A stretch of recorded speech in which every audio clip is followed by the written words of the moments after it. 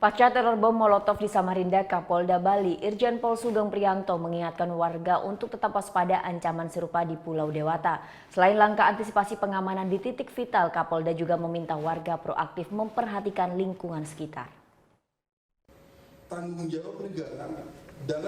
Kapolda Bali Irjen Pol Sugeng Priyanto semakin meningkatkan kewaspadaan terhadap ancaman teror pasca pelemparan bom Molotov di Gereja Samarinda pada hari Minggu lalu.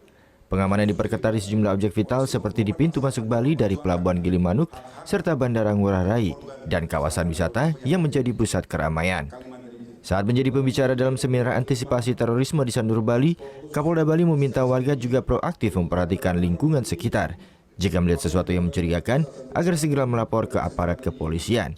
Hal ini sebagai upaya mencegah tragedi bom tahun 2002 dan 2005 terulang di masa mendatang.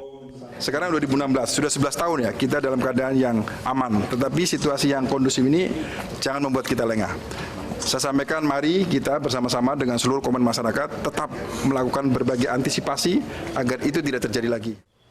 Pengamanan rumah ibadah juga menjadi prioritas pengamanan pasca peledakan bom Samarinda. Setiap kegiatan ibadah akan dijaga personel polsek terdekat. Muhammad Hasanuddin melaporkan untuk NET.